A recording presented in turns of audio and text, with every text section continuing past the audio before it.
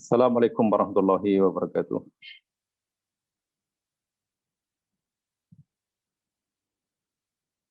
Innal hamdalillah nahmaduhu nasta'inuhu wa natubu ilaihi wa nastaghfiruh. Wa na'udzu billahi min syururi anfusina wa min sayyiati a'malina. May yahdihillahu fala mudilla lahu wa may yudlil fala hadiya lahu. Asyhadu an la ilaha illallah wahdahu la syarika lahu wa asyhadu anna Muhammadan abduhu wa rasuluh.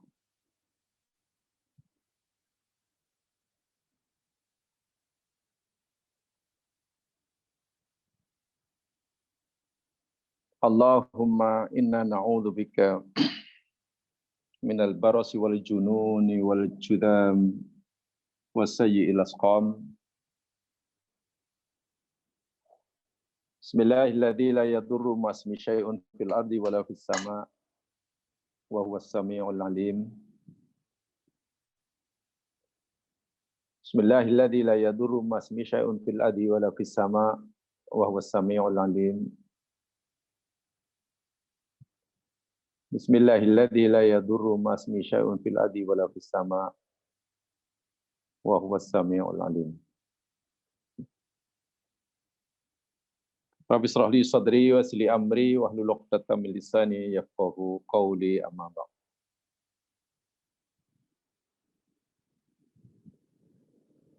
Didoakan mudah-mudahan para pendengar di mana sahaja berada sentiasa dilindungi, diberkati oleh Allah Subhanahu wa taala, dianugerahkan kesehatan zahir dan batin, dapat menjalankan kefarduan puasa Ramadan dengan sempurna insyaallah hingga hujung bulan. Lebih daripada itu, juga dipanjatkan doa agar setiap usaha yang kita lakukan sepanjang ini khasnya pada bulan Ramadan, Allah terima hendaknya sebagai amal kebaikan kita, menjadi bekalan bagi kita bila telah tiba masanya nanti kita berpulang kepadanya.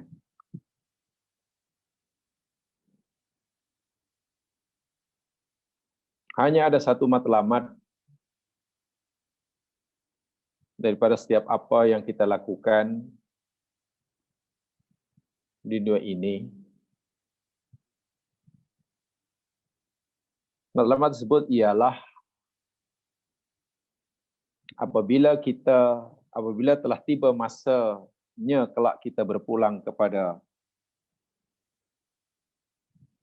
Sang Khalik Allah Subhanahu wa taala, segala amal kebaikan kita diterima olehnya, dan segala kesalahan dan kesilapan, kekurangan, kecuaian kita diampun olehnya. Itu matlamat kita, itu tujuan kita. Sebab itulah sementara kita masih diberi peluang oleh Allah, masa yang Allah tetapkan untuk kita bertemu dengannya belum tiba, kita manfaatkan sebaik-baiknya. Bagaimana cara, usaha untuk kita memastikan setiap amalan sekecil apapun yang kita lakukan diterima olehnya. Dan setiap kesalahan, kesilapan, maksiat, dosa, sebesar apapun yang kita lakukan, Ia akan terima. Ia akan ampunkan. Ini yang patut kita usahakan sentiasa. Itu saja matlamat. Sebab apabila seseorang ketika berpulang menghadap Khalik, amal telah diterima, dosa telah diampun, maka tidak ada tempat di akhirat selain surga. Dan berjumpa dengan Rabbul Jalil Azza wa Jal sebagaimana yang Allah janjikan sendiri dalam kitab suci-Nya. Para pendengar yang dirahmati Allah sekalian, hari ini kita akan teruskan pengajian kita kaitan dengan sepotong ayat Iyyaka na'budu wa iyyaka nasta'in, berpandukan berdasarkan ulasan dan uraian yang diberikan oleh Syekhul Islam Ibnu Qayyim Al-Jauziyah dalam kitabnya Madarijus Salikin Baina Manazili Iyyaka na'budu wa iyyaka nasta'in. Pada siri yang lepas, saya telah menyampaikan mukadimah dan siri pengenalan secara umum terhadap ayat yang menurut Ibnu Qayyim merupakan intipati daripada semua ajaran risalah yang Allah pernah turunkan kepada semua nabi dan utusannya. Yakni Iyyaka na'budu wa iyyaka nasta'in. Sepintas lalu dalam ayat ini sebenarnya ada 2 poin sahaja. Dan kedua poin, 2 asal inilah inti ajaran agama kita. Pertama, yakni al-ibadah, iyyaka na'budu. Dan yang keduanya, yakni al-isti'anah, iyyaka nasta'in. Memohon pertolongan, tawakal. Al-ibadah dengan al-isti'anah, itulah inti agama kita.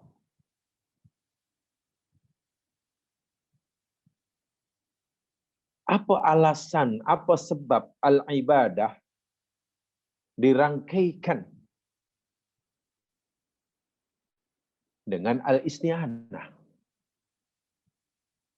Kenapa al-ibadah mesti dirangkaikan dengan al-isti'anah? Iyyaka na'budu dan iyyaka nasta'in.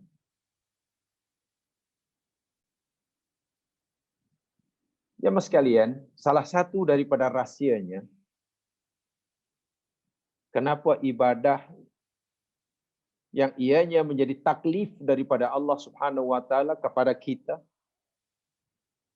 untuk kita laksanakan ikut kadar kemampuan kita, dirangkaikan dan al-isti'anah, memohon pertolongan kepadanya. Li'anna al-'abda yatlubul 'auna minallahi fit taufiq wal 'ibadah. Li'anna al-'abda yatlubul 'auna minallahi fit taufiq lil 'ibadah wa thabat 'alaiha hatta al-maut. Itu kata Ibnu Qayyim. Kerana seorang hamba hendaklah sentiasa memohon pertolongan dan bantuan daripada Allah agar ia terus dapat melaksanakan arahannya, yakni ibadah kepadanya, dan sabat istiqamah dalam melakukannya hingga mati. Kenapa? Karena ini pernah saya jelaskan ketika kita bicara tentang Sayyidul Istighfar. Ketika saya uraikan kalimat wa anna ala ahdika wa wa'dika mastata'tu. Jika para pendengar masih ingat, di sana ada itu. Manusia hakikatnya tidak punya daya dan kekuatan sedikit pun untuk melakukan apa saja perintah dan meninggalkan apa saja larangan tanpa pertolongan Allah Subhanahu wa taala. La haula wala quwata illa billahil aliyyil azim. Kita tidak mampu. Sebab itulah ketika Allah suruh kita menyembahnya, melakukan segala perintahnya, meninggalkan segala larangannya, kita minta bantuan. Seakan-akan kita kata, ya Allah, Engkau perintahkan kami melakukan suruhan-Mu. Engkau larang kami melanggar larangan-Mu. Tapi masalahnya, ya Allah, hamba-Mu ini tidak punya daya dan kekuatan sedikit pun tanpa bantuan-Mu. Maka kita berkata, ya Allah, hamba-Mu bersedia tidak melaksanakan perintah-Mu dan meninggalkan larangan-Mu. Tapi bantulah kami, ya Allah. Tolonglah kami. Minta tolong tak bantu, ini memang isti'anah. Ya mas sekalian, apa kesannya bila kita mengetahui akan hakikat ini? Bahwa hakikatnya kita tidak mampu melakukan perintah Allah seringan apapun perintah tanpa pertolongan Allah. Bila kita hayati, apa kesannya dalam hati kita? Kesannya, bila kita nanti berjaya melaksanakan satu suruhan atau berjaya meninggalkan satu-satu larangan, kita yakin kejayaan kita itu oleh sebab Allah tolong. Minta maaf boleh tak? Apa itu salah seorang yang di-mute-kan di punya speaker. Boleh mute-kan punya speaker? Puan Azizah Abdullah kalau tidak salah. Okey Ustaz, nanti je. Tolong mute-kan pasal kedengaran bising. Okey. Dengar tak tahu. Boleh ya? Okey, terima kasih banyak atas kerjasamanya. Jadi saya ulangi. Bila kita menyadari bahawa kejayaan kita, kemampuan kita melaksanakan satu suruhan atau meninggalkan satu larangan, sekecil seringan apapun suruhan dan larangan, semata-mata karena pertolongan Allah, saya yakin akan tertutup pintu ujub dalam diri. Pintu ujub akan tertutup. Ini karena orang dijangkiti penyakit ujub setelah melakukan satu amalan karena merasa ia mampu. Ia kagum kepada dirinya sendiri, merasa dia boleh, merasa dia kuat, walhal hakikatnya lemah tanpa pertolongan Allah. Sehingga bukan sekadar ujub, pintu ujub dapat ditutup rapat-rapat. Setiap kali berjaya melakukan suruhan, ia akan menambahkan kesyukurannya pada Allah. Syukur karena ia berjaya melakukan suruhan sebab Allah tolong. Masya Allah. Jadi lepas beramal, mensyukuri lagi. Malam hari, katalah Allah suruh kita malam hari qiyamul lail. Itu namanya ibadah. Malam hari Allah suruh kita qiyamul lail, itu ibadah. Lalu kita mohon pada Allah, ya Allah, hamba-Mu ingin qiyamul lail, tapi tolong ya Allah bantu hamba-Mu ini supaya dapat melaksanakannya. Lalu Allah tolong kita sehingga kita mampu bangun ketika orang lain tak mampu bangun. Kemampuan kita bangun untuk qiyamul lail itu semata-mata karena i'anah Allah. Karena pertolongan Allah. Yaitu pagi hari selepas kita bangun pagi, kita ingat yang malam hari kita berjaya qiyamul lail, kita syukur pada Allah, terima kasih ya Allah karena malam tadi Engkau bantu hamba-Mu ini sehingga dapat qiyamul lail. Orang yang setiap kali selepas melakukan perintah nampak bahawa akan pertolongan Allah, ujub itu tidak ada.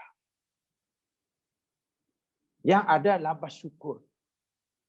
Ingin mensyukur lagi. Terima kasih, syukur. Itu rahsia dia. Kenapa ibadah dirangkaikan dengan isti'anah. Iyyaka na'bud, kemudian iyyaka nasta'in. Contoh yang mudah lah, ya mas sekalian. Bila dilaungkan azan, Nabi suruh kita menjawab, mengikuti apa yang ucapkan oleh muadzin. Muadzin kata Allahu Akbar, kita pun Allahu Akbar. Asyhadu an la ilaha illallah, asyhadu an la ilaha illallah. Asyhadu anna Muhammad Rasulullah, anna Muhammad Rasulullah. Kita ikut saja. Karena muadzin zikir, kita pun zikirlah.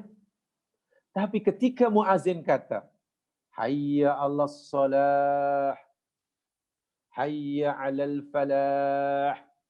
Mari kita solat. Yum solatlah. Yum solat. Kita diajak, kita diseru untuk solat.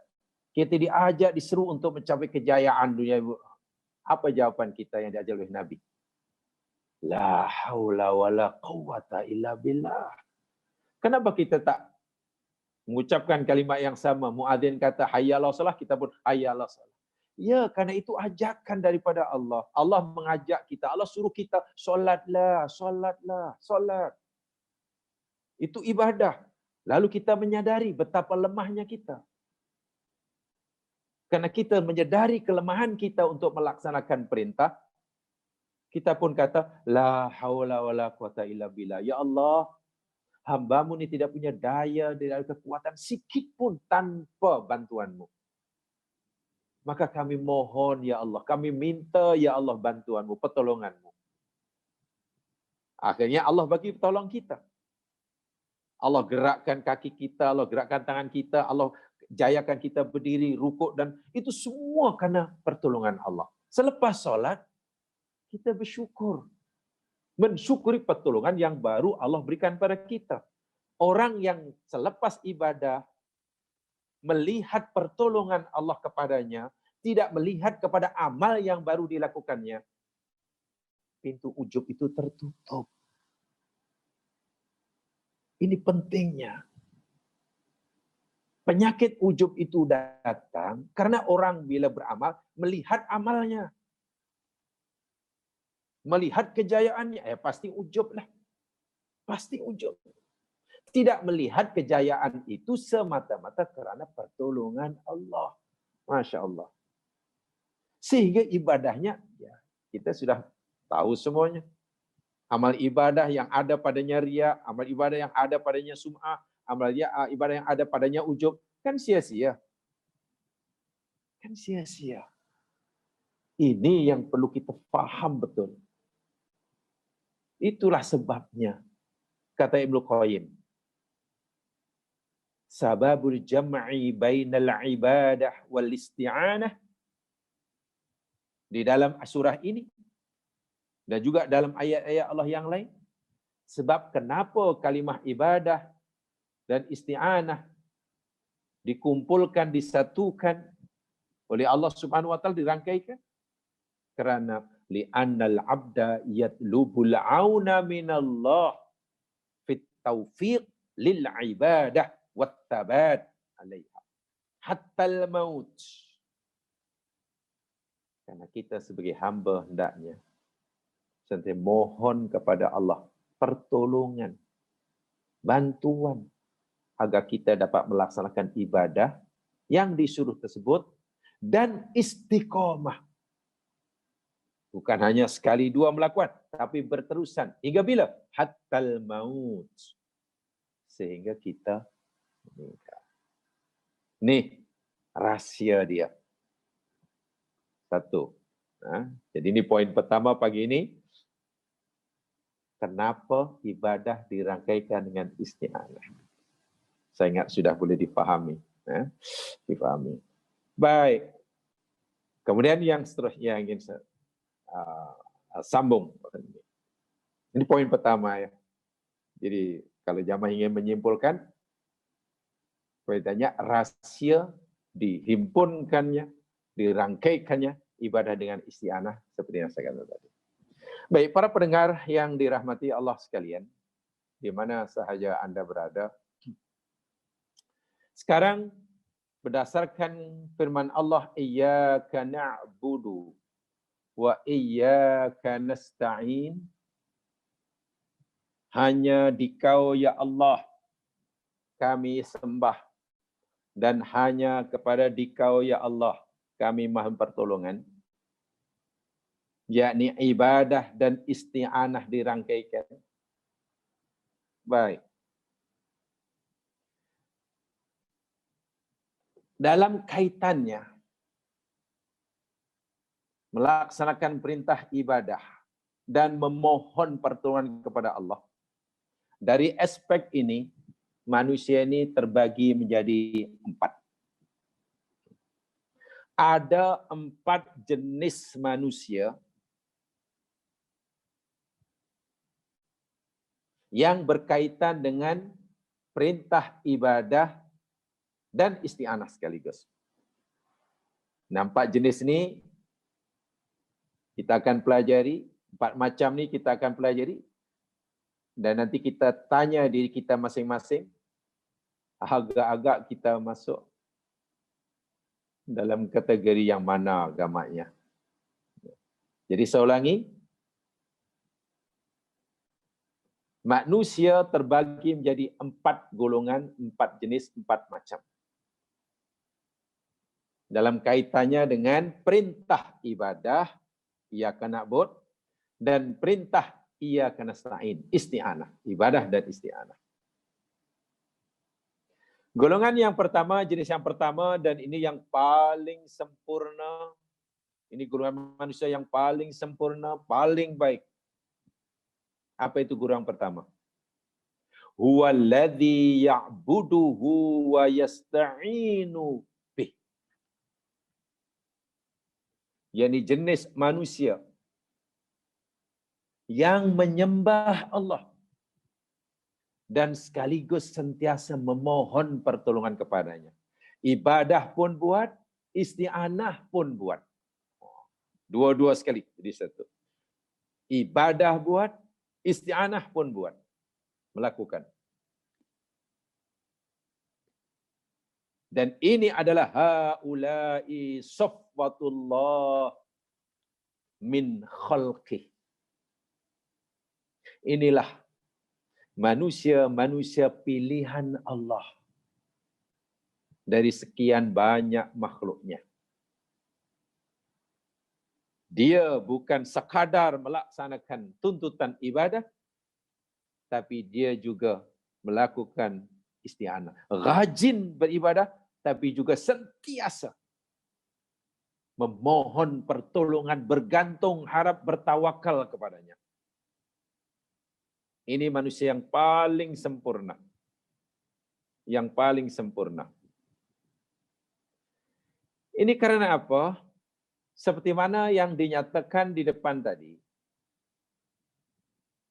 Bahwasanya ahlul ibadati wal isti'anah billahi alladhina fadu qawlu ta'ala iyyaka na'budu wa iyyaka nasta'in. Bahwasanya ahli ibadah dan ahli isti'anah yang ingin melaksanakan tuntutan ayat iyyaka na'budu wa iyyaka nasta'in, yakni orang-orang yang ibadatullahi ghayatu muradihim wa talabuh minhum ayu'inahum 'alaiha. Ibadah kepada Allah itu adalah ghayatu muradihim. Ghayatu muradihim yakni tujuan akhir yang dia ingin capai. Saya ulangi. Ibadah pada Allah itu yakni tujuan akhir, matlamat akhir yang dia ingin capai. Sementara permohonan pertolongan mereka kepada Allah itu adalah wasilah agar dia dapat mencapai tujuan akhir tadi. Kan tadi saya sudah nyatakan, kita tidak boleh melakukan ibadah tanpa isti'anah daripada Allah, tanpa pertolongan Allah. Jadi orang ini ingin mencapai tujuan akhirnya, akhirnya yakni ibadah dengan sempurna. Dan salah satu cara untuk mencapai matlamat akhir, yakni ibadahnya sempurna, ia mesti mendapatkan pertolongan daripada Allah Subhanahu wa taala. Sebab itulah orang ini sedar, tanpa pertolongan Allah, dia tidak mungkin melaksanakan perintah tadi. Maka orang ini rajin ibadah, sementara rajin juga mohon pertolongan. Setiap hendak melakukan satu-satu perintah, ia mohon pertolongan pada Allah. Setiap ia berjaya melakukan satu-satu perintah, ia yakin bahwa kejayaan itu berkat pertolongan Allah. Akhirnya timbul perasaan syukur. Setiap kali ia berhadapan dengan peluang untuk melakukan maksiat, ia memohon kepada Allah agar ia diberi kemampuan mengelakkannya. Dan jika ia berjaya mengelakkan maksiat yang terhidang di hadapannya, dia yakin kejayaan mengelak maksiat itu semata-mata karena pertolongan Allah. Sehingga terlepas peluang, terlepas ia berjaya meninggalkan maksiat yang terhidang di hadapannya, bersyukur pada Allah. Sebab tanpa bantuan Allah, tadi nyatakan depan, tidak mungkin orang dapat melakukan satu perintah sekecil seringan apapun. Dan tanpa pertolongan Allah, tidak mungkin seorang meninggalkan larangan seringan apapun. Baik. Ada satu doa yang diajar oleh Nabi Sallallahu Alaihi Wasallam. Doa ini saya yakin semua sudah mengamalkannya.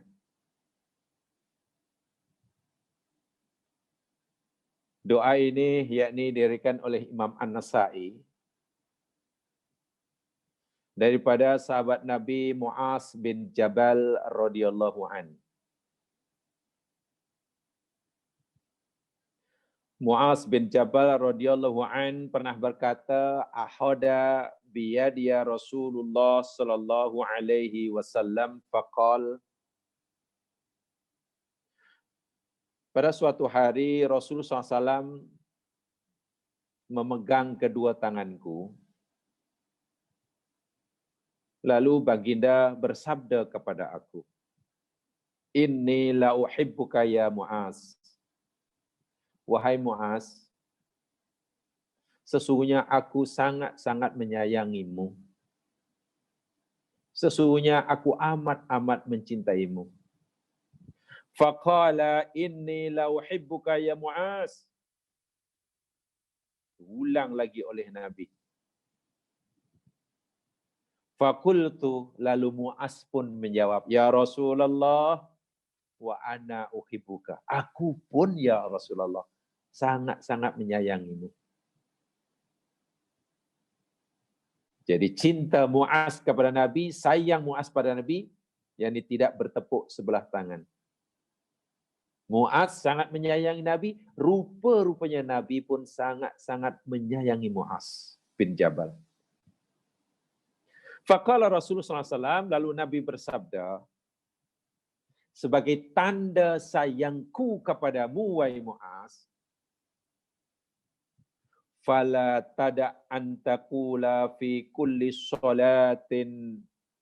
Muaz, jangan sekali-kali kamu meninggalkan, kamu sekali-kali tidak mengucapkan setiap kali kamu sholat, makna kamu mesti baca setiap kamu sholat, Rabbi a'inni ala dzikrika wa syukrika wa husni ibadati.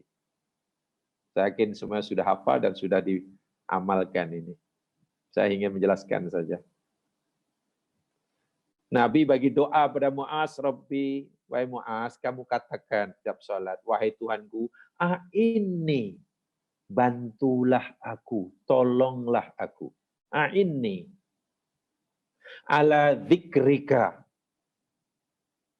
supaya aku sentiasa dapat mengingatimu.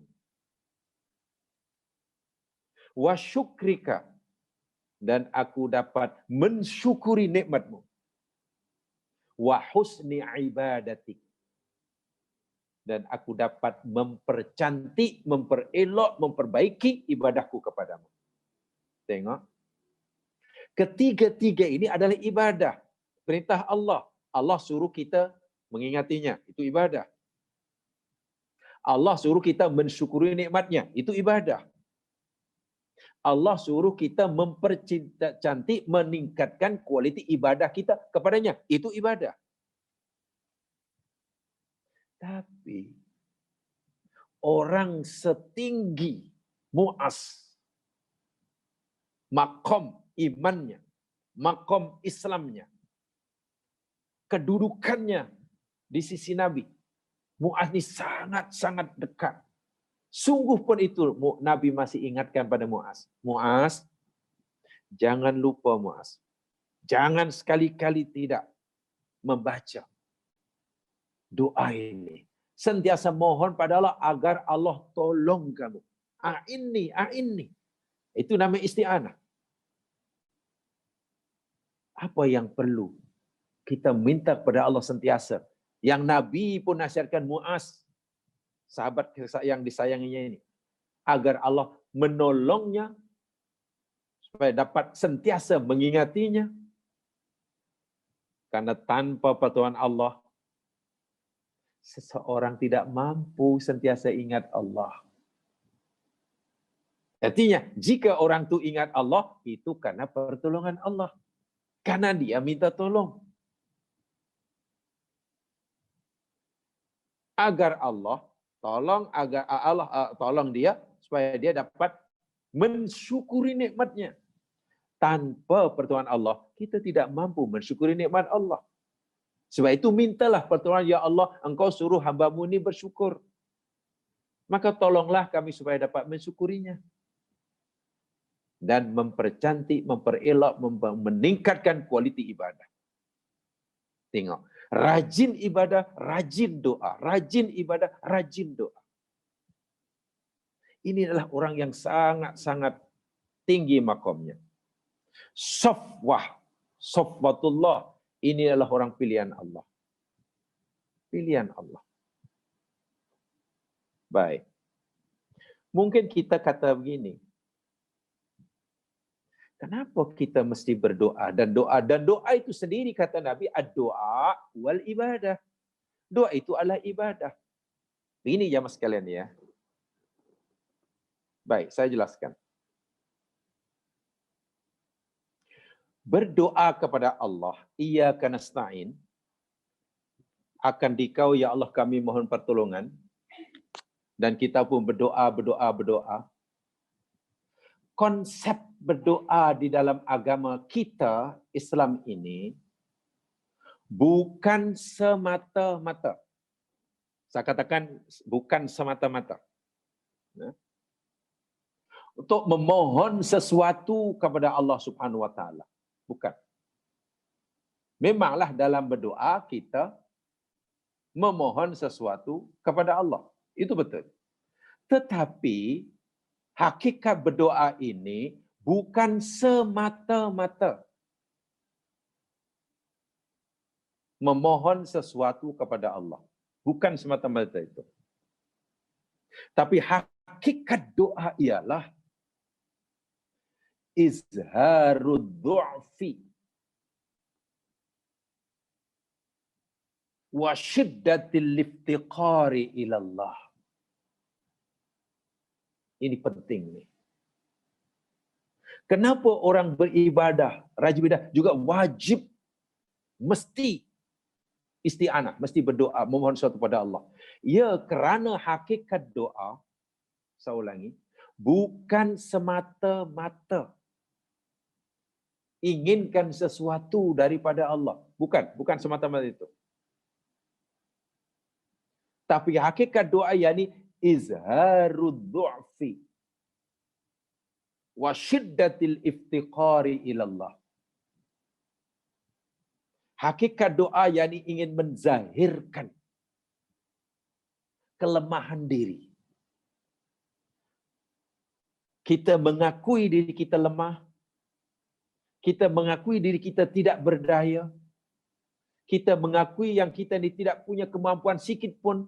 Karena dalam fikiran kita, kita sudah diajarkan hauqalah, la haula wala quwata illa billah.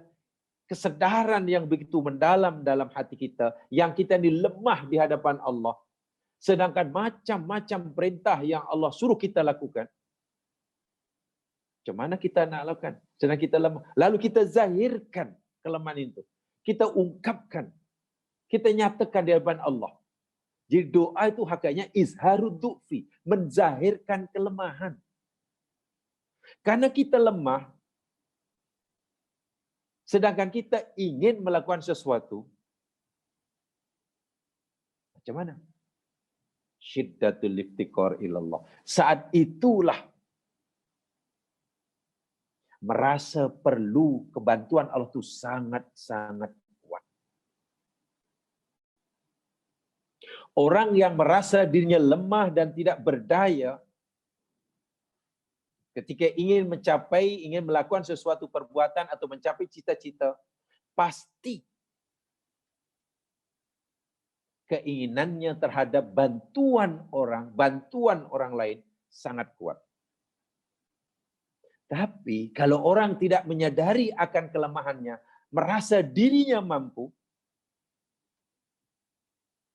perasaan memerlukan bantuan, perlu bantuan orang lain itu menjadi kurang. Makin merasa dia gagah, makin merasa dia kuat, merasa perlu orang lain menjadi tidak ada. Anda bayangkan, jika seorang tiba-tiba sudah tidak merasa perlu bantuan Allah kerana merasa dirinya kuat. Apakah itu seorang hamba? Apakah itu seorang hamba? Merasa dirinya mampu buat,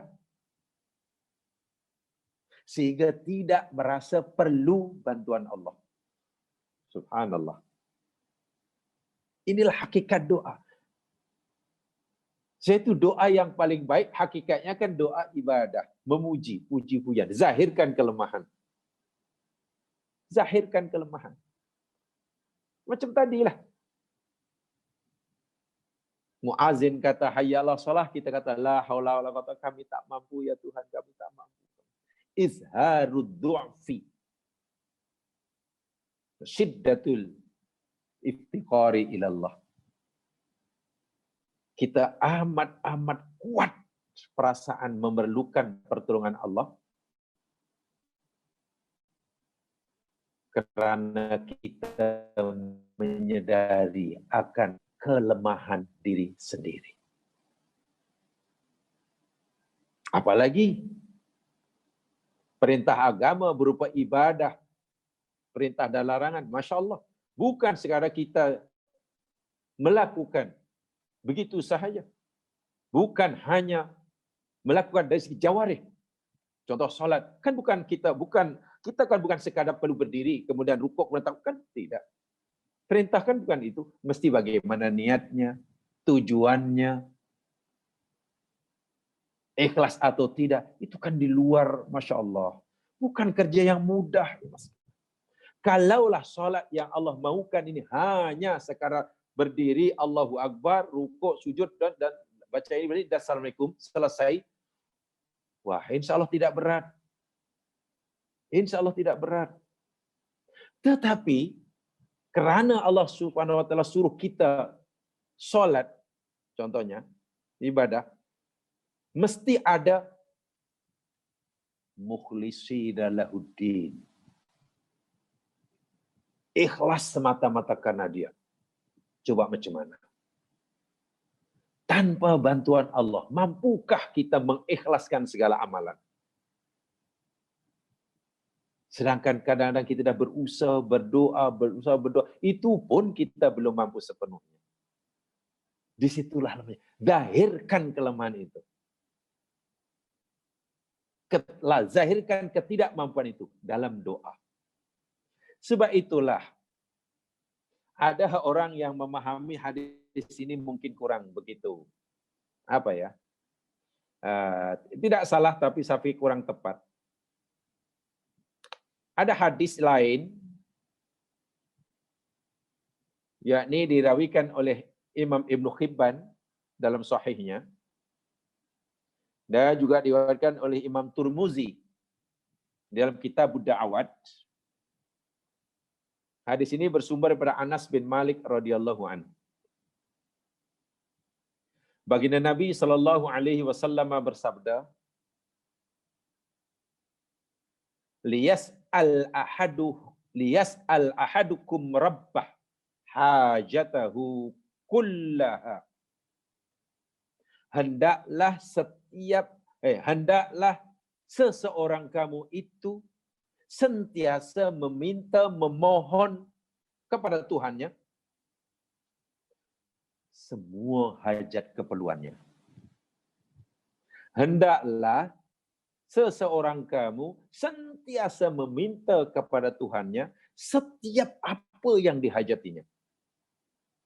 Apa saja hajat kita, semuanya tanpa kecuali, minta kepada Allah, minta pertolongan. Hatta yas'alahu shis'an na'lihi idzan qata'a. Sehingga hendaklah ia berdoa meminta kepada Allah pertolongan Allah akan tali kasutnya apabila tali kasut itu putus. Coba perhatikan hadis ini. Hadis ini sahih. Apa makna hadis ini? Mintalah seorang kamu hendaklah sentiasa memohon kepada Allah semua hajatnya. Besar ke kecil, hajat dunia, hajat akhirat, apa saja. Mohon kepada Allah Subhanahu wa taala. Hingga ketika tali kasutnya terputus pun Nabi suruh kita memohon kepada Allah Subhanahu wa taala. Ada orang memahami hadis ini, wah ini maknanya kita suruh mohon pada Allah hingga yang sekecil-kecilnya umpamanya. Jadi kalau berdoa sebut hingga yang paling kecil sekali umpamanya. Ya, saya tak pikir begitu. Tapi apa yang saya pahami, ini kaitannya dengan yang saya sampaikan tadi. Kenapa Nabi suruh kita untuk berdoa memohon pertolongan Allah untuk mengganti tali kasut kita yang terputus? Kan terputusnya tali kasut itu kita anggap sebagai benda yang kecil tu ya. Benda yang macam biasa. Takkan itu pun Allahumma ya maknanya bukanlah kemudian tali kasut putus Allahumma kemudian dengan Allahumma tukar tali kasut bertukar, bukan begitu. Hadis ini memberi maksud bahwasanya tanpa pertolongan Allah kepada kita ini tidak berdaya untuk mengganti tali kasut kita yang putus. Jika untuk mengganti tali kasut yang putus, itu pun kita tidak mampu karena kita lemah tanpa pertolongan Allah. Bagaimana pula kita merasa mampu buat kerja-kerja besar. Melakukan perintah-perintah yang berat tanpa pertolongan Allah. Suatu seorang abid ahli ibadah sewajibnya juga seorang yang sentiasa merasa dirinya lemah di hadapan Tuhannya. Kesadaran akan kelemahan dirinya di hadapan Allah, itulah yang menggerakkan hatinya untuk sentiasa menadahkan kedua tangannya. Bantulah kami, tolonglah kami. A'inni ala dzikrika wa syukrika. Sekarang kita bayangkan.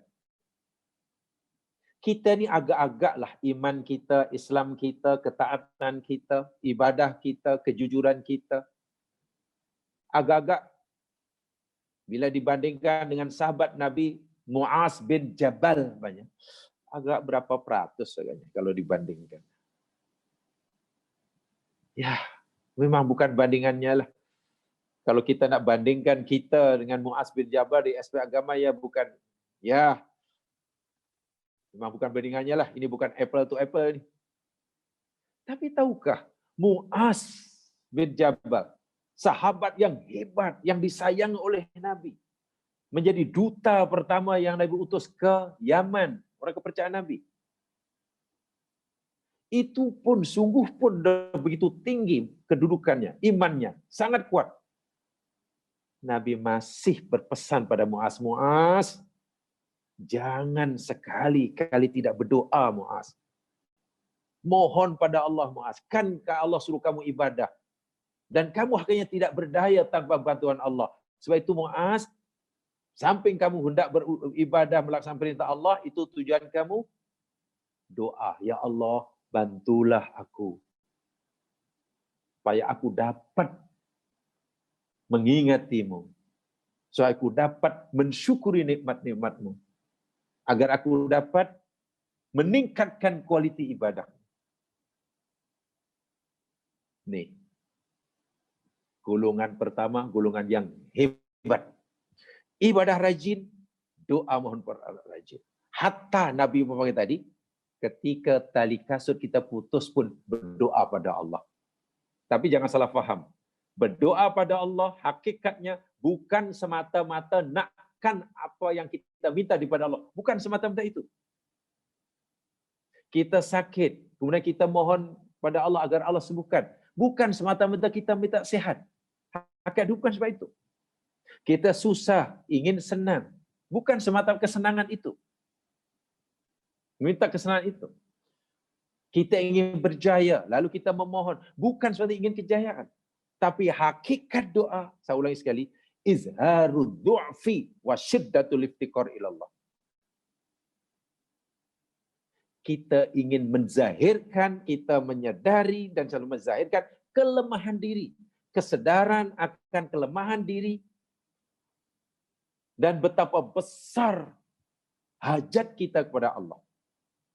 Tanpa Dia, kita bukan siapa-siapa dan kita bukan apa-apa. Itulah ubudiyah. Jadi kalau ibadah disertai dengan rasa ini, Masya Allah, ibadah kita diterima. Buat apa yang disuruh, tinggal apa yang ditegah, lalu kita menyadari yang diri kita lemah di hadapan Dia Maha Kuat.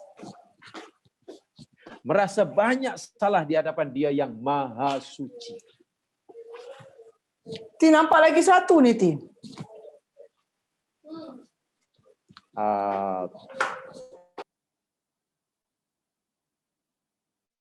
Oke. Ini golongan yang pertama. Jadi orang yang kuat beribadah sekaligus orang yang rajin berdoa dalam semua masalah. Jangan sekali-kali kita merasa mampu melaksanakan apa yang kita nak buat. Sebab itu setiap kali kita nak buat, minimum kita kata Bismillahirrahmanirrahim. La haula wa la quwwata illa billahil aliyyil azim. Dengan namamu ya Allah yang Maha Pengasih, Maha Pemurah, tiada daya dan kekuatan melainkan Engkau. Itu yang perlu kita lakukan. Bukan saya boleh, kami boleh, saya boleh. Siapa? Orang siapa? Tak tahu siapa saya. Saya boleh. Bukan. Untuk motivate diri dalam bekerja, dalam hidup. Bukan saya boleh, saya boleh. Bukan. Orang Islam mesti Bismillahirrahmanirrahim. La haula wa la quwata illa billah. Ya Allah, bantulah. Walaupun ketika kita nak menukar tali kasut. Subhanallah. Inilah ibadah. Inilah hamba yang sebenar. Hamba sebenar. Jadi ibadah, kuat ibadah, rajin ibadah, tapi juga rajin berdoa. Itu golongan manusia yang pertama. Baik. Dah hampir 1 jam, saya sudah 45 menit saya bercakap, saya beri peluang pada jemaah sekalian. Mungkin ada yang bertanya sebelum saya sambung. Oke, sila. Ini senang sikit ini. Terus sila boleh tanya.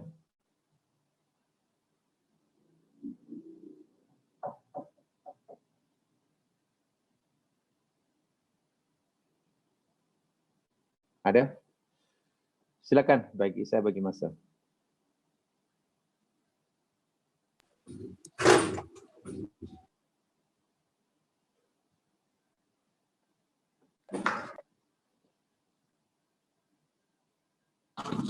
Kau nggak dengar.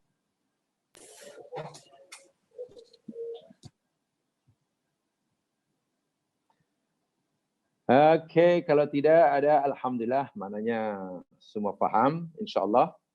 Ya, semua faham. Sekarang golongan yang kedua. Tadi golongan pertama. Mudah-mudahan kita masuk golongan yang pertama. Rajin ibadah, tapi juga rajin berdoa, karena kita sedar berdoa mohon bantuan pada Allah, nasta'in, mohon isti'anah, karena kita sedar kita tidak mampu melakukan sesuatu tanpa pertolongan Allah. Itu sifat kehambaan yang luar biasa itu. Baik, sekarang jenis golongan manusia kedua. Berdasarkan al-ibadah dan isti'anah. Pembagian manusia berdasarkan iyyaka na'budu wa iyyaka nasta'in. Yang kedua, alladzi ya'buduhu wa la yasta'inu bihi. Alladzi ya'buduhu wa la yasta'inu bihi. Golongan yang kedua, yakni orang yang rajin beribadah, kuat beribadah. Apa yang disuruh dibuatnya, apa yang ditinggalkannya. Tetapi wala yasta'inu bih, dan dia tidak mau berdoa. Malas berdoa. Malas berdoa. Rajin ibadah tapi malas berdoa. Kenapa begitu? Ya, mungkin ini adalah wa hadzal qismu li dha'fi tauhidihi. Abadallah wa lam yasta'in bih. Golongan yang kedua ini, yakni yang kuat ibadah, rajin ibadah tapi tak mau berdoa, li dha'fi tauhidihi. Sebenarnya hakikatnya kerana lemahnya tauhidnya, atau kerana tauhidnya sangat lemah. Kenapa begitu? Ada orang yang berfikir begini, mungkin kita ini kan sebagai hamba Allah, tujuan kita kan untuk beribadah, melakukan apa yang Allah suruh. Kita tidak perlulah berdoa pada Allah minta itu minta ini. Allah kan sudah tahu apa yang diperlukan oleh kita. Orang yang rajin berdoa ini macam orang yang tidak yakin bahwa Allah tahu apa yang diberikan oleh hambanya. Macam meragui bahwa Allah ini tidak mengetahui apa yang diberikan oleh hambanya. Sehingga setiap saat mesti berdoa, mesti minta itu, minta ini, minta itu. Kan bila rajin-rajin minta, sering berdoa, kan seakan-akan dia macam tak yakin bahwa Allah itu tidak tahu apa yang diberikan oleh hambanya. Suatu tugas kita hanya menyembah, sudah, beribadah. Buatlah apa yang disuruh, tinggal itu sudah. Keperluan kita, hajat kita, Allah sudah tentu. Lagi pula, jika Allah sudah takdirkan benda itu akan diberikan olehnya kepada kita, kita tak berdoa, tak meminta pun Allah bagi, kita dapat. Sebaliknya, jika benda itu Allah tak tentukan buat kita, berdoalah 24 jam, kita pun tak dapat. Lalu buat apa berdoa? Mungkin. Ini yang dimaksudkan tadi, lidha'fi tauhidihi. Tauhidnya sebenarnya lemah. Sehingga doa malas, ikhtiar malas, usaha malas. Karena baginya, buat apa kita ikhtiar, buat kita usaha, buat apa kita berdoa. Macam tak percaya akan qada dan qadar Allah. Bila Allah sudah tetapkan bahawa kita itu akan dapat merah, kita usaha ke tak usaha, kita doa ke tak doa, tetap kita dapat merah. Kan sudah begitu qada dan qadarnya. Tapi jika apa yang Allah dah tetapkan semenjak zaman azal itu kuning bagi kita, kita berdoa kepada Allah minta biru sekalipun, usaha minta biru sekalipun, Dia tak dapat. Jadi kalau itu di mana peranan doa? Nampak orang yang rajin berdoa ni macam tidak begitu yakin sepenuhnya dengan qada dan qadar Allah. Mungkin itu salah satu puncanya. Rajin ibadah tapi malah berdoa. Betulkah begitu yang diajar oleh agama? Ya mas sekalian, itu tanda, itu bukti apa yang disebut sebagai dha'fut tauhid, lemahnya akidah. Lemahnya akidah. Kerana apa? Saya bacakan penjelasannya begini. Man lahum ibadatun wa auradun. Ada manusia yang banyak ibadahnya, banyak zikirnya, banyak wiridnya, banyak macam-macam lah. Walakin hadzum naqis minat tawakkul wal isti'anah. Tapi malang sekali. Dia sangat kurang dalam bab isti'anah, mohon pertolongan pada Allah, berdoa, dan tawakal. Sangat-sangat kurang. Fala yanfut qawi basari minal mutaharrik ilal muharrik. Wa minas sabab ilal musabbib. Dia tidak dapat memahami antara sebab dan musabbab. Antara sebab dan akibat. Wa minal alati ilal fa'il. Dan daripada wasilah alat kepada pelaku. Du'ufat azaimuhum wa qasrat imamuhum. Faqalla nasibuhum. Akhirnya menjadi lemah keazamannya, lemah ikhtiarnya. Para pendengar yang dirahmati sekalian, Allah mencipta alam semesta ini, sama ada yang nampak atau yang tak nampak. Di sana yakni ada hukum hakam, di sana ada peraturan. Peraturan Allah yang berkaitan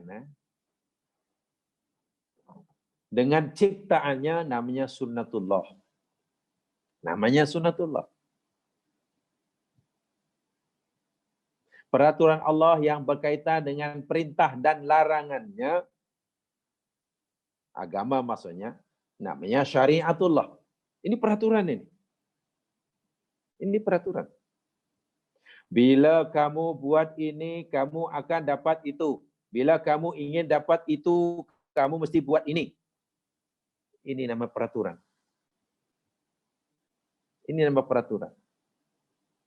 Allah sudah tetapkan, bila kamu inginkan itu, kamu mesti buat ini. Atau bila kamu buat ini, kamu dapat itu. Ini nama sunnatullah. Bila berkaitan dengan alam ciptaannya. Dan bila berkaitan dengan agamanya, namanya syariatullah. Yang tadi namanya sunnatullah. Ya contohlah. Bila kamu sakit dan ingin sehat, kamu kena berobat. Kamu kena makan ini. Kamu makan ini. Ini ditetapkan oleh Allah. Tidak boleh kemudian seseorang ketika ditimpa sakit,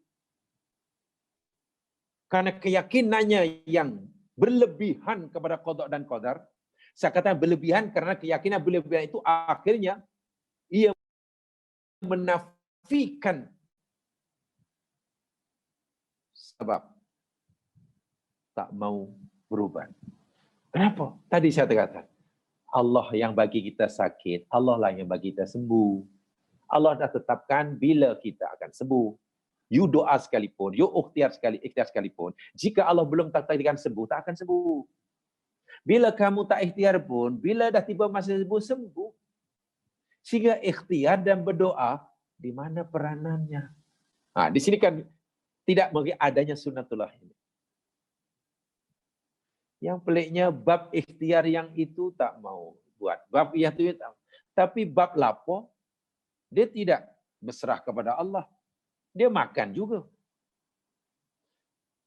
Sepatutnya percayanya, kepercayaannya pada qada dan qadar. Allah dah tetapkan kita bila lapar, bila kita kenyang. Sekarang ni kita sedang lapar. Walaupun kita tak makan, bila Allah takdirkan kenyang, kenyanglah. Tak payah berikhtiar. Tak. Allah suruh kita ikhtiar. Ikhtiar itu sebab.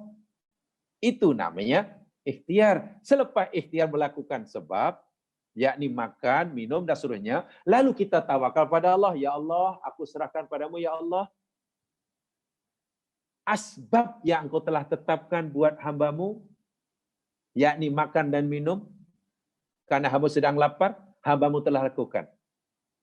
Ini asbab yang kau telah tetapkan. Karena kau telah menetapkan dalam sunnahmu, bila kamu ingin kenyang, makan. Bila kamu ingin hilang dahaga, minum. Dan hambamu telah melakukan sunnahmu. Walaupun begitu, ya Allah, aku serahkan hasil usahamu kepada hambamu ini kepadamu. Itu namanya terpulang padamu, ya Allah. Engkaulah yang maha menentukan, sama ada dengan sebab aku makan, dengan sebab aku minum, hambamu ini hilang dahaga, hilang lapar, engkau yang menentukan. Lalu kita mohon. Sebab hakikatnya kan bukan makanan, bukan minuman yang menghilangkan kita lapar dan dahaga. Saya pernah menyatakan, mungkin dalam mana ya? Oh, pernah singgung atau tidak ketika bicara tentang Sayyidul Istighfar. Asbab-asbab yang Allah tetapkan dalam alam semesta. Api boleh membakar, usaha boleh mencapai kejayaan, berobat boleh menghilangkan penyakit, belajar boleh menghilangkan kejahilan. Kan? Itu kan asbab-asbab. Kan? Ia memang tidak bersifat mutlak. Tidak bersifat absolut. Tapi ia bersifat nisbi, relatif. Artinya apa? Berkesan atau tidak, ikhtiar asbab yang kita lakukan, sunatullah yang kita lakukan itu bergantung sepenuhnya pada masyiatullah, kehendak Allah. Kita sakit, kemudian kita berobat, makan ubat itu, cara itu, bla bla bla bla. Itu kepastian. Allah suruh. Tapi nanti hasilnya bagaimana? Terpulang kepada dia. Karena tidak semestinya bila kita makan ubat ini pasti sembuh. Bila makan ini pasti hilang dahaga, apalah hilang lapar. Tak. Api mesti membakar. Juga tidak. Membakar atau tidaknya api bergantung kepada masyiatullah. Bila Allah kehendaki api membakar, itu masyiatullah. Api Ibrahim dicampak dalam api jadi sejuk, itu pun masyiatullah. Itu adalah qadar Allah. Jadi qadar Allah itu jangan hanya difahami bila berjaya atau bila tak berjaya. Anda, contoh ya, ini yang secara mudah. Ada orang tertelan racun, minum racun, lalu dia mati, itu qadar Allah. Karena asbab tadi. Ada orang tertelan racun, tapi tak mati, sakit pun tidak, itu pun qadar Allah. Contohnya Nabi Muhammad. Pernah termakan racun, karena diracun oleh jirannya. Ada orang terperangkap dalam rumah terbakar, lalu dia mati terbakar dalam rumah, itu qadar Allah. Api boleh membakar, itu qadar Allah. Nabi Ibrahim dicampak dalam api, dan api tidak membakar. Itu pun qadar Allah. Qadar itu keputusan Allah. Masalahnya kita tidak tahu qadar yang Allah tetapkan buat kita itu apa. Kita sekarang bodoh. Qadar yang Allah tetapkan zaman azali kepada kita ini, kita nanti jadi pandai atau tidak. Kan kita tidak tahu. Karena kita tidak tahu, Allah kata, usahalah dan berdoa kepada aku. Jangan kamu langsung tak minta pada aku supaya aku bagi kamu ilmu. Kita sakit. Kita tidak tahu qada yang Allah tetapkan sebagai zaman ini buat kita ni mana? Sembuh atau tidak? Kita tidak tahu. Yang Allah suruh kita buat, bila kamu sakit, berusahalah, berobatlah. Tapi kita tidak tahu nampak hasilnya. Sebab itu rahsia Allah SWT. Baru kita tahu hasilnya selepas kita melakukan ikhtiar, selepas kita berdoa. Ikhtiar sudah, berdoa sudah macam-macam merawatlah. Ada orang tua kita sakit, dah sangat kronik dah. Kita dah keluar masuk, bawa dia keluar masuk hospital, jumpa macam-macam doktor. Dah seminggu, 2 minggu, sebulan, 2 bulan. Kita tidak tahu ya, sama ada orang tua kita yang sakit nanti sehat, sembuh dari penyakitnya atau meninggal. Kita tahu itu qada Allah. Kita yakin akan qada Allah, tapi kita tak tahu. Kita baru tahu apa yang qada Allah buat ibu kita yang sakit tadi selepas kita ikhtiar. Ikhtiarnya selepas 2 bulan, sembuh, keluar hospital, sehat walafiat. Baru kita tuh, Masya Allah, baru sekarang saya tahu. Qada Allah buat ibu aku rupanya sembuh. Atau sebaliknya, selepas 2 bulan, masuk bulan yang ketiga, makin serius, makin kritikal, akhirnya orang tua kita menemui ajalnya, meninggal. Baru kita tahu, oh rupanya qada Allah buat ibu aku yang sakit meninggal. Kita baru tahu selepas ikhtiar dan berdoa. Walhal selama 3 bulan, ikhtiar berdoa. Dan ikhtiar berdoa itu termasuk ibadah. Bukan kerana bila kita ikhtiar dan berdoa, bukan maknanya mengurangi kepentingan kita pada qada. Kita baru apa qada Allah buat kita selepas ikhtiar dan berdoa. Begitu. Tapi ada kadang orang menyesal pula. Lah, kalaulah aku tahu bahawa orang tua aku meninggal, sakit meninggal, elok kita tak payah rawat dia. Dahlah keluar masuk hospital, mahal semuanya. Dah 3 bulan, habiskan puluhan ribu, ratusan ribu, akhirnya meninggal. Kalaulah aku tahu qadanya meninggal, tak payah. Oh, tak boleh. Tidak boleh. Kenapa? Karena berikhtiar, tawakal, ikhtiar, tawakal. Dalam bahasa Al-Fatihah, iya kana nasta'in, itu adalah perintah agama. Doa ibadah. Ikhtiar itu sendiri adalah ibadah. Macam mana kita meninggalkan ibadah dengan alasan yakin akan qada Allah? Kan kita tidak tahu apa qada dia. Inilah kesalahan orang yang kedua ini. Sepintas lalu macam kuat akidahnya. Dia hanya beribadah, dan tak perlu meminta kerana Allah sudah tetapkan. Lagi pula kalau dia usaha pun, rajin pun, jika Allah tetapkan lain, sia-sia je usahanya. Kalau tak usaha sekalipun, tak berdoa sekalipun, jika Allah bagi, akan, oh Masya Allah, ini pemahaman yang salah. Pemahaman yang salah. Jadi kena ikhtiar. Ikhtiar tawakal, itulah namanya isti'anah. Itulah namanya iyyaka nasta'in. Selepas kita, dan itu adalah ibadah. Ad-du'a wal ibadah, kata Nabi. Bukan mengurangi keyakinan kita terhadap qada Allah. Justru berikhtiar, berdoa itu menambahkan keyakinan kita kepada qada dan qadar Allah. Karena kita tidak tahu qada Allah tu apa buat kita. Baru tahu selepas ikhtiar. Tapi malangnya orang seakan-akan dah tahu apa qada Allah buat dia, sehingga tak mau usaha, tak mau ikhtiar, tak mau. Sebab itu ikhtiar itu mesti ikut yang sampailah maksimum. Selagi masih ada ruang untuk ikhtiar. Lainlah kalau sudah tidak ada peluang untuk ikhtiar. Itu bolehlah terus tawakal aja, berdoa. Sudahlah, terserah, terupang pada Allah.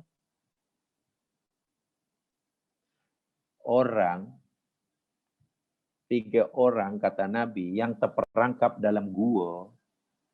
Sangat popular hadisnya kan. Masuk gua, tiba pintu gua itu tertutup oleh batu yang besar. Nak ditolak tak mampu. 3 orang bersatu tenaga tolak-tolak pun masih tidak berjaya menggerakkan batu yang menutupi pintu guanya. Jadi macam mana? Mereka tak nak mati dalam gua. Tak nak mati dalam gua. Tapi mereka tak mampu nak keluar. Akhirnya mereka hanya berdoa lah. Nak tolak pun tak boleh, berdoa. Masya Allah, keajaiban berdoa.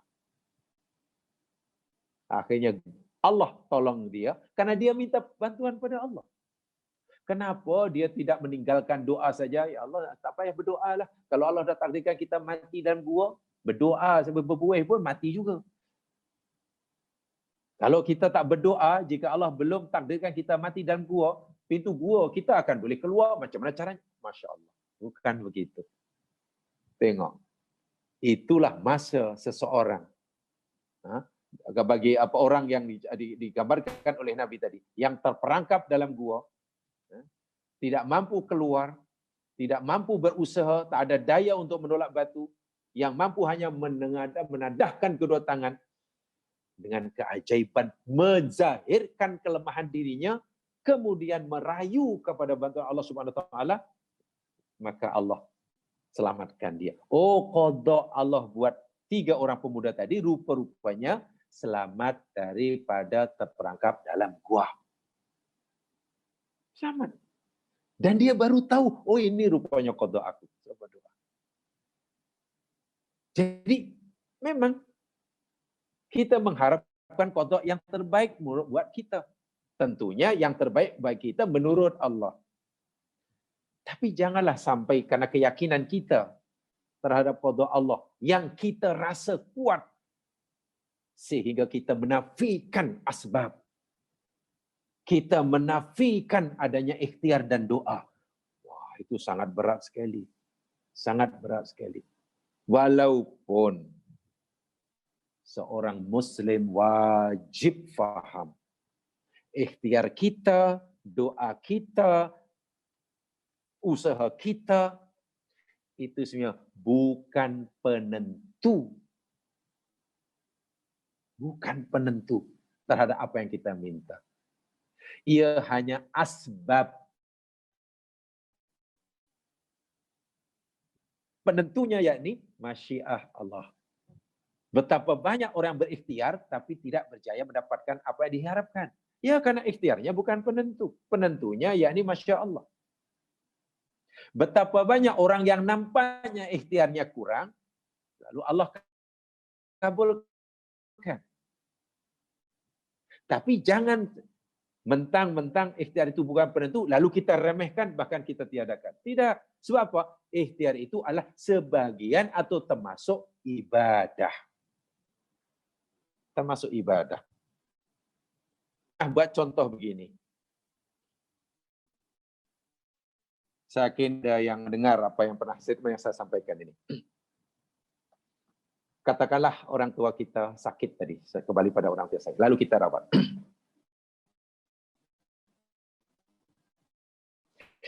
Bila kita, apa tujuan kita merawat orang tua kita yang sakit tadi? Tujuan dan matlamat kita. Yang motivate diri kita untuk merawat orang tua kita yang sakit, kita antar hospital, tukar-tukar hospital, tukar-tukar dokter, tapi masih juga tidak berjaya, belum lagi mengubah keadaan. Apa agaknya tujuan kita? Yang menggerakkan hati kita, matlamatnya. Apa agak-agak? Tolong carikan jawabannya. Ada mungkin yang ingin bagi jawaban? Kalau ada yang jatuh supaya saya tahu bahwa yang mendengar ini tidak tidur semuanya gitulah. Supaya saya tahu bahwa yang mendengar tidak tidur. Ya, harganya.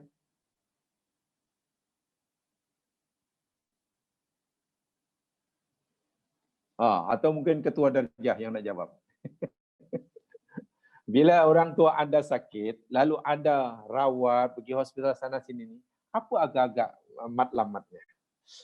Niat awal, tujuan awal, supaya apa agaknya? Apa tujuannya? Mungkin ketua darjah. Kalau yang lain tak mau. Sila.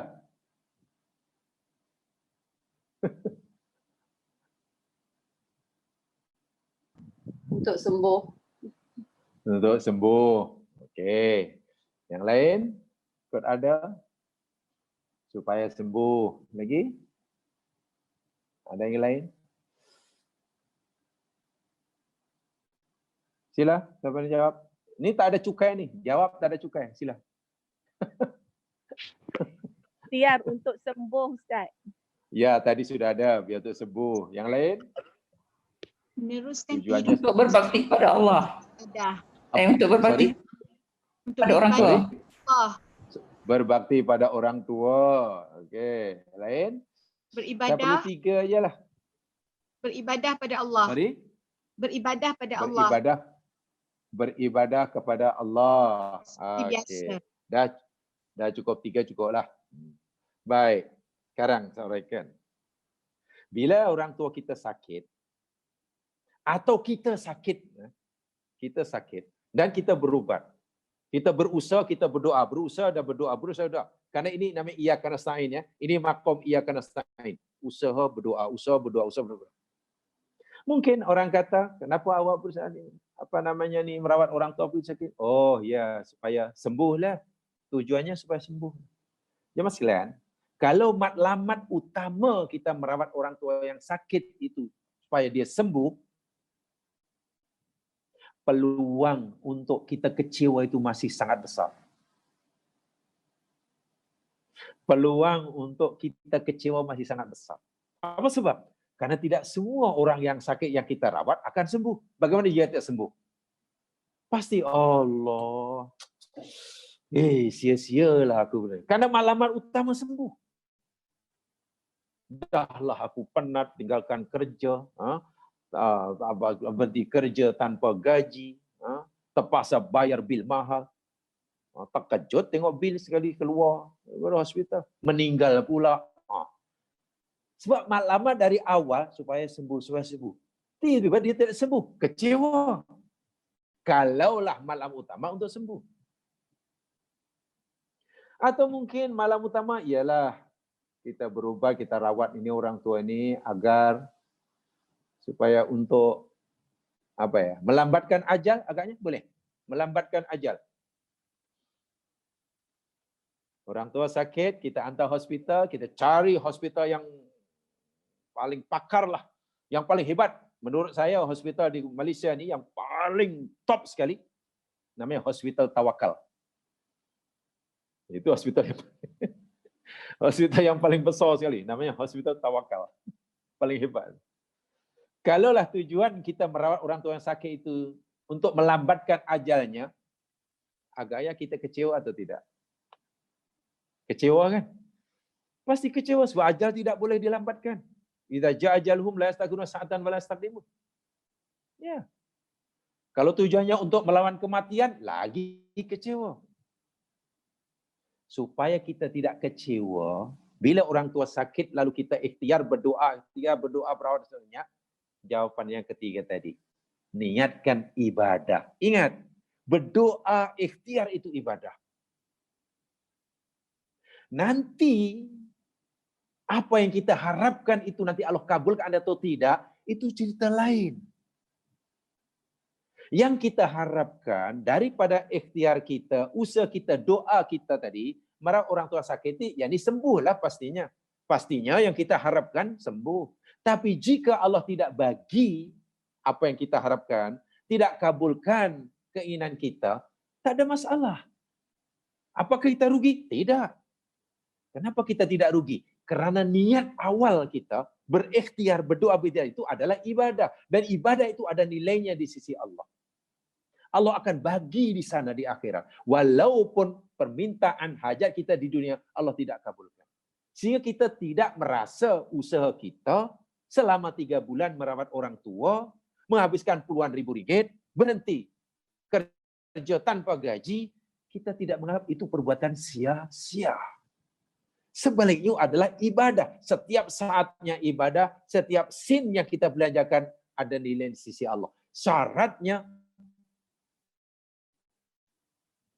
kami sedang bukan iyyaka na'budu. Kami inginkan sesuatu, tapi kami tak mampu, kami lemah ya Allah. Kami mohon kepadamu ya Allah. Kami telah lakukan asbab-asbab yang Engkau telah tetapkan ya Allah. Sungguh pun asbab yang Engkau telah tetapkan, sunatullahnya. Asbab sunatullah, hambamu telah lakukan, berubat-ubat ini. Dari syaitullah, hambamu tidak melanggar, dalam ikhtiar tidak melanggar peraturanmu.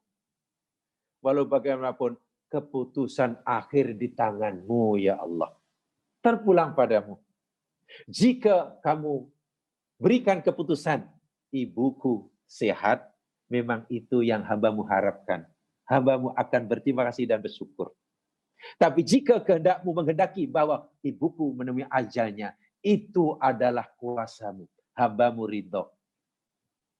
Dan hambamu bersyukur juga karena telah berjaya melakukan ibadah selama ibuku sakit.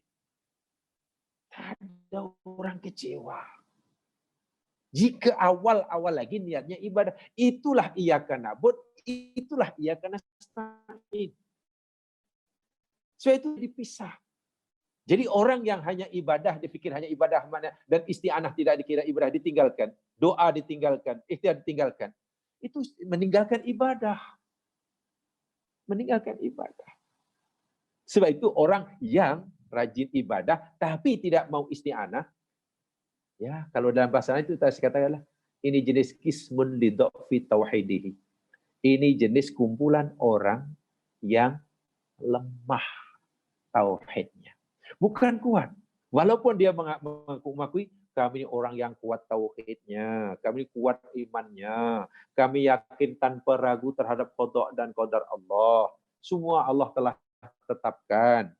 Bila Allah tetapkan merah, pasti akan berlaku merah walaupun kita minta biru. Sia-sia aja kita minta biru. Bila Allah takkan biru, pasti akan biru. Sia-sia kita berusaha jadi kuning. Itu kesilapan. Pertama, seakan-akan dia sudah tahu apa yang Allah tetapkan, sehingga dia tidak mau melakukan asbab yang Allah suruh lakukan.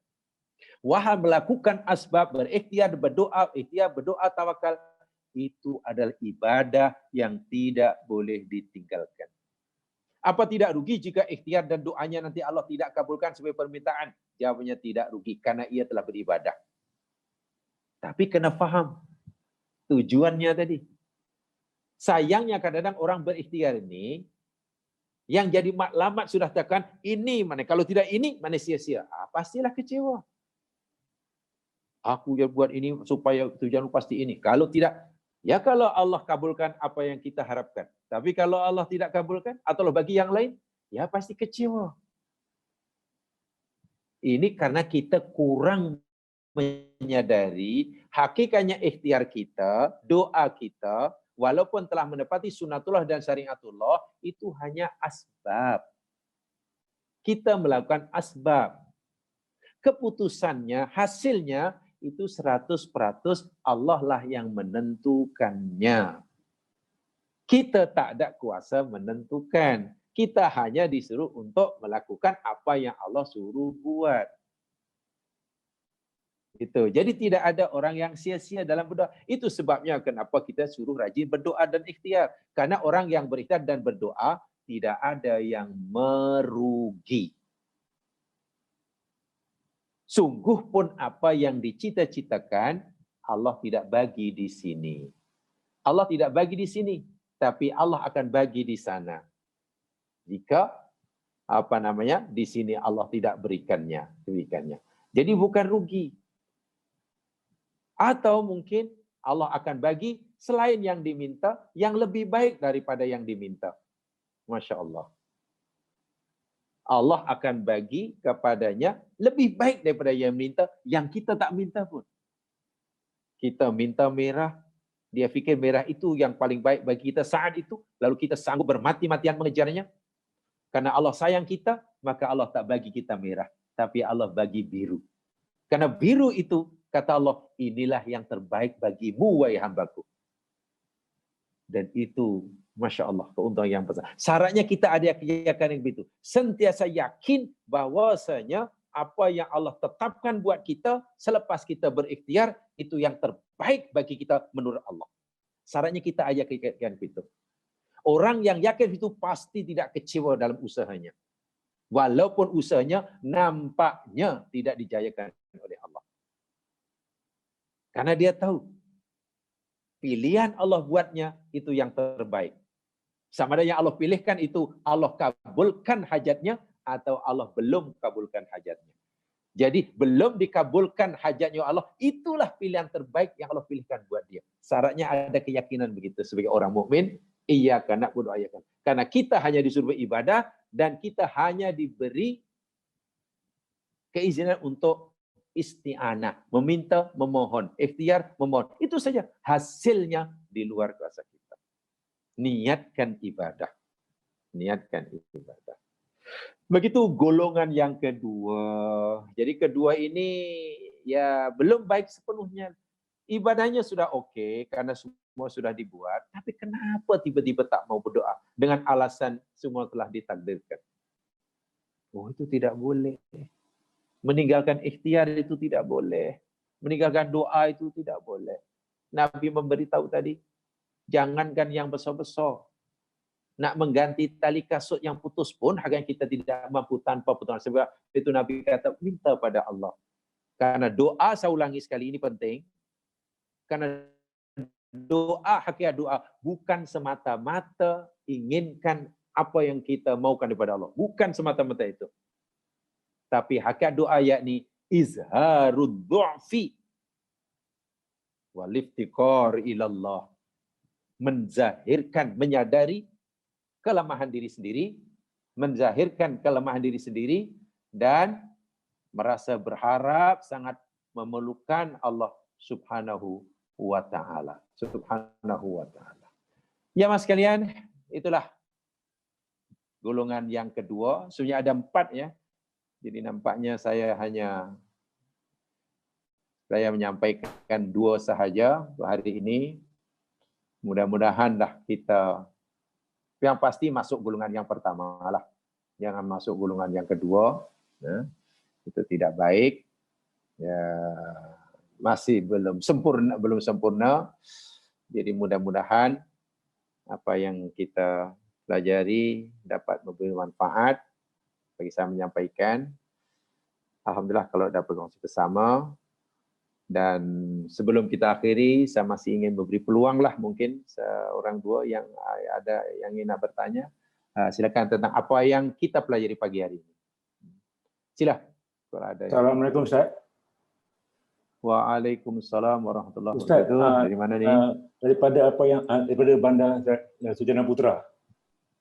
Okey, sila. Jadi daripada apa yang saya faham pengajaran hari ini, ihdinas sirat maknanya yang tadi tu, seolah-olahnya selama ini sikap hidup kita, yakni worldview yang orang barat sudah terbiah terhadap kita supaya result oriented.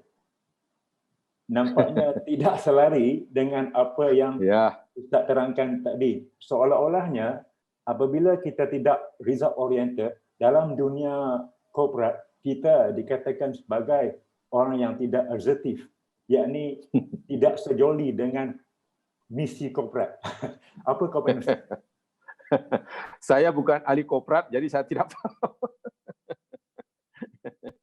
Beginilah, dalam agama, saya kata ya, Allah Subhanahu wa taala betul ya, bahasanya Allah Subhanahu wa taala sungguh pun ia punya kuasa mutlak untuk menentukan hasil usaha, hasil ikhtiar, hasil doa hambanya. Allah punya kuasa mutlak untuk menentukannya. Dan tidak boleh dipengaruhi sesiapa. Tapi ingat, Allah tidak akan mensia-siakan apa yang kita lakukan. Allah tidak melupakan apa yang kita lakukan. Wa mallahu bighafilin amma ta'malun. Allah tidak lalai apa yang kamu lakukan. Allah tidak akan lupa apa yang kamu lalaikan, tidak mensia-siakan. Artinya apa? Dari reality, dan ini berdasarkan sunatullah, seseorang yang telah berusaha menjalankan menjalani hidupan sesuai dengan sunnatullah, kebanyakannya, walaupun saya tak kata semuanya, Allah akan bagi hasil sebagaimana yang diharapkan. Itu betul. Saya bagi contoh beginilah. Haji ya. Katalah, karena tadi Haji kata dikata result oriented. Katalah kita inginkan nilai 10. Katalah dalam hidup kita nakkan nilai 10. Kan? Itu yang kita nak. Kewajipan yang Allah bebankan pada kita, yakni hendaklah kita melakukan langkah kerja yang kesemuanya memungkinkan menghasilkan nilai 10. Bagaimana? 5 darab 5, 5 campur 5, 2 campur 8, 7 campur 3, 15 tolak 5, 20 bagi 2. Semua langkah kerja kita lakukan, itu namanya ikhtiar. Kan? Semua langkah kerja kita lakukan, itu namanya ikhtiar menepati sunatullah. Tetapi ingat, kita tidak ada kuasa untuk menentukan nilai 10 itu. Selepas semua langkah kerja kita lakukan, ini sebagai orang Islam ya, walaupun kita yakin sepatutnya semua langkah kerja itu hasilnya 10. Itu keyakinan kita. Karena begitu formula sunnatullahnya.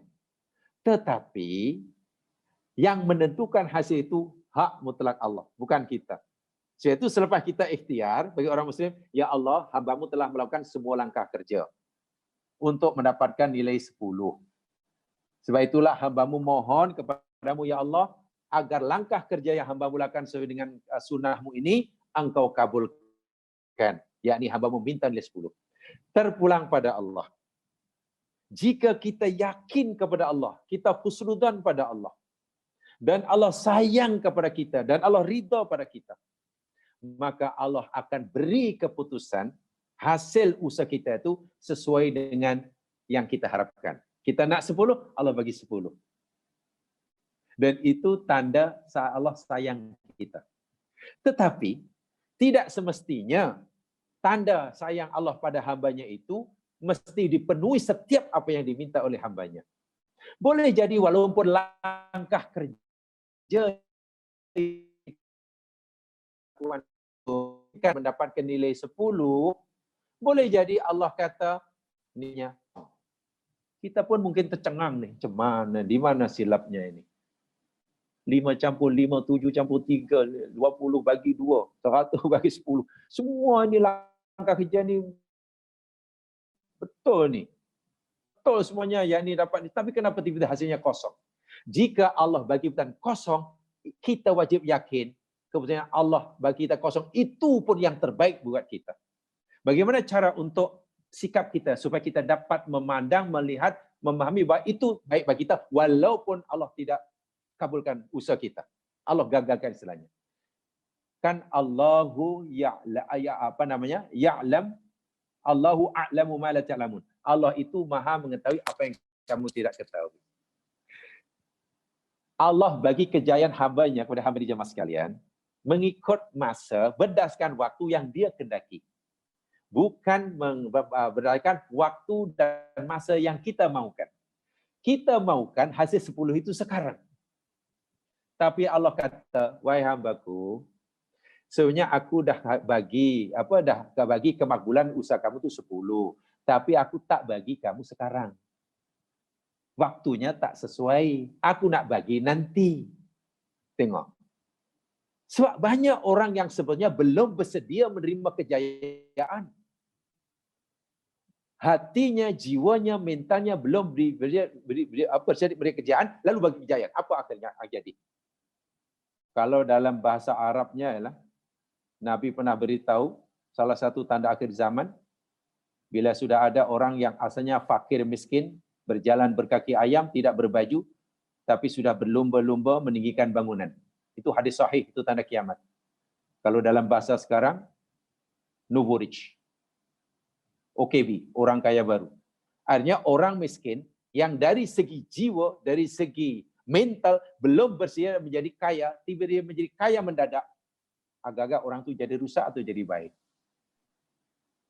Jadi Allah menunggu situ. Nampaknya kalau aku bagi kamu kejayaan hari ini akan merusak diri kamu. Karena aku tak mau kamu rusak, aku tangguhkan kejayaanku nanti. Yakinlah begitu. Walaupun tadi saya katakan, usaha kita itu sebetulnya semuanya memungkinkan dapat nilai 10 yang kita harapkan. Atau tidak diberikannya karena Allah akan pilihkan yang lebih baik daripada nilai 10. Mungkin Allah akan bagi kita 15. Inilah cara berfikir Muslim.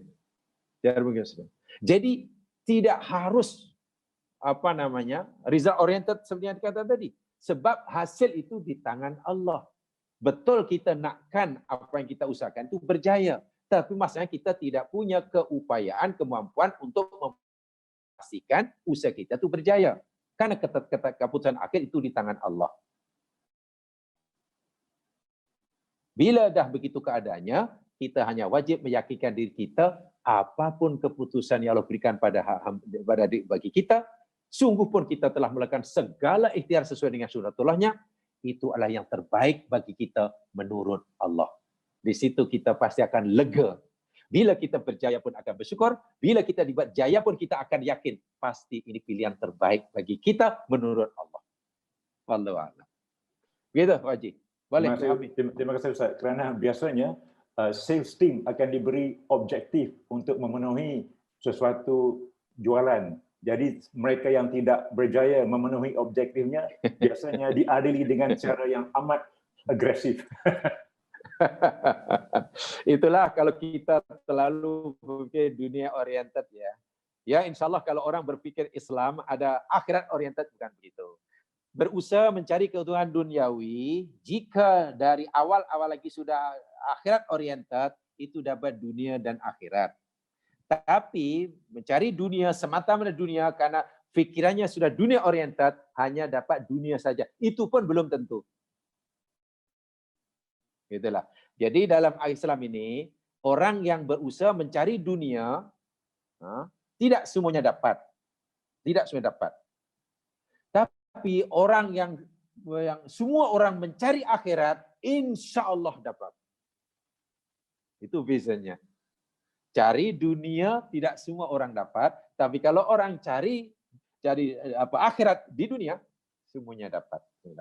Jadi itu sebenarnya hanya berkaitan dengan apa yang dipikirkan lah. Kalau memang dari awal lagi sudah dunia oriented, memang akan begitulah nanti jadinya. Jadi insya Allah orang mukmin tidak begitulah kalau ada pahaman akidah yang betul. Terima kasih Ustaz. Itu begitu. Yang paling baik akhirat oriented. Cantik Ustaz. Ya, akhirat oriented. Ustaz, ada soalan dari YouTube. Dia cakap, kalau kita tak berdoa sebab malu, asyik minta-minta selalu sangat, bagaimana pula tu Ustaz? Itu cara bersikap kita pada manusia memang begitu. Tapi sikap kita pada Allah berbeza. Allah justru marah dan tidak suka pada orang yang tidak mau berdoa kepadanya. Tapi kalau kita jangan kita fikir sikap Allah bila kita berdoa kepadanya macam sikap manusia pada kita bila kita sering meminta padanya. Okey, kalau kita datang minta pada seseorang, kali pertama akan dibagilah, kan? Minta tolong kali kedua, ya disambutlah, kan baru 2. Kali ketiga mungkin sudah mulai, kalau bagi pun mungkin kena ditegur, apalah awaknya si minta aja. Nah, ni mungkin dibagi, tapi sudah mulai keluar kata yang tak sedap. Kali kelima kita datang, kali ketujuh kita datang, agak-agak apa kalau kita minta pada manusia? Bukan dapat apa-apa, mungkin dapat palang pintu, boleh dihalaunya. Itu pada manusia. Jangan kita fikir sifat Allah terhadap hambanya macam manusia pada kita. Oh tidak. Justru semakin kita meraih pada Allah. Bahkan Nabi kata ketika tali kasutmu itu putus, mintalah pada Allah, Allah sayang. Hanya saja, kan tadi kena nomor 1 ya, yakni rajin ibadah, rajin berdoa. Nomor 2, rajin ibadah, tak mau berdoa. Nanti ada yang ketiga, yang keempat, terbalik pula. Doanya rajin, ibadahnya malas. Itu tak mungkin yang tindakan yang kita ni itulah. Doa bukan main rajin, ibadah malas. Mungkin itulah yang dimasukkan sifatnya tadi. Walaupun ada yang paling celaka, paling rugi, ibadah pun tak nak, doa pun tak nak. Itu paling teruklah tu. Itulah. Okey. Itu saja mungkin. Assalamualaikum Ustaz. Waalaikumsalam. Dari mana ni? Saya dari Nilai. Dari Nilai. Sila Nilai. Azlina Kamarudin. Ustaz, saya nak tanya, adab berdoa tu, adakah berdoa itu perlu dilafazkan ke ataupun dengan berdoa di dalam hati pun dikira doa juga Ustaz? Ud'ullaha tadarruan wa khufyah. Berdoalah kamu pada Allah dengan cara merendahkan diri, wa khufyah dengan rasa takut. Dalam ayat yang lain, yakni taran wa khifah wa dunal jahri, dengan perasaan dengan suara perlahan dan tidak dengan suara kuat. Jadi ada berdoa pertama tadarruk, merendahkan diri, ada rasa diri, dan takut, roja, mengharap dan juga takut, dan khufyah. Khufyah itu yakni dalam keadaan sembunyi, perlahan. Dunal jahri minal qaul, tidak kuat. Artinya antara kuat dan dalam hati. Saya lebih suka mengistilahkan berdoa itu yakni dengan cara berbisik. Macam orang berbisik. Gitu. Jadi kuat pun tidak, dalam hati pun tidak. Kecualilah kalau doa itu diaminkan oleh 2 juta orang. Itu boleh kuatlah. Katalah kita jadi imam Masjidil Haram yang mengaminkan 2 juta. Ya bolehlah kuat pakai loudspeaker lah. Maklum yang mengaminkan 2 juta, kita pakai loudspeaker.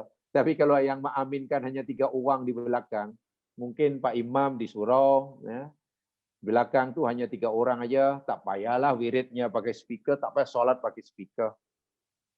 Tapi biasanya begitulah. Rasa-rasanya macam tak sah solat tidak pakai speaker.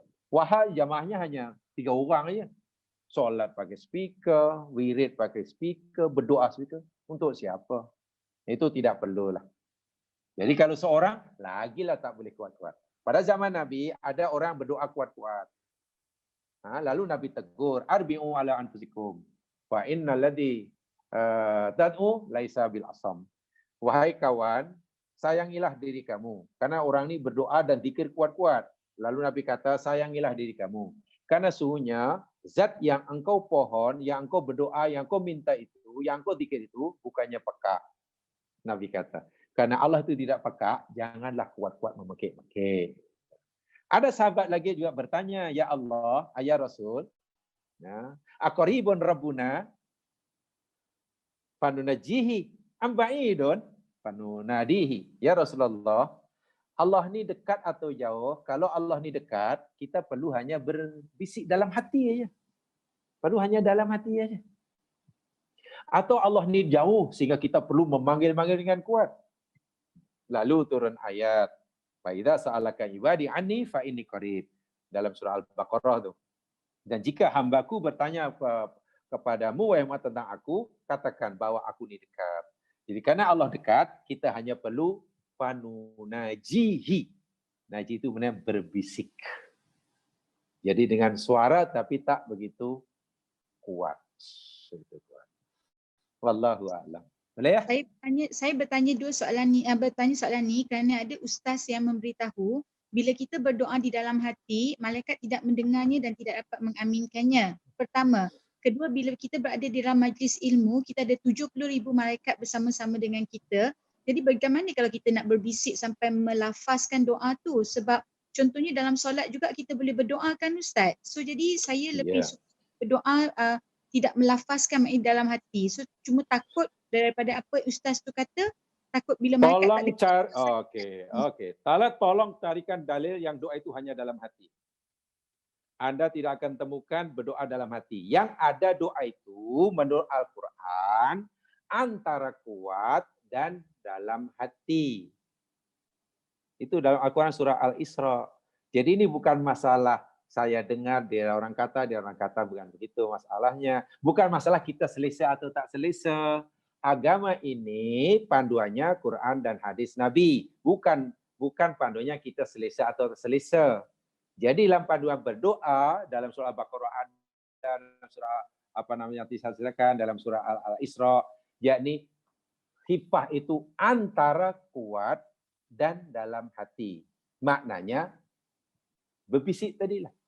Dengan suara tapi paling tidak kita sendiri dengar, sudah cukup itu. Sudah cukup. Dan begitulah dalam doa semuanya. Zahirkan. Dalam hati itu namanya mungkin zikir. Okey? Terima kasih Ustaz. Okey. Itu saja mungkin pertemuan kita hari ini. InsyaAllah kita akan berjumpa pada kesempatan yang lain. Yang benar daripada Allah jua, yang silap kelemahan di sini. Mari kita dengan bacaan tasbih kifarah.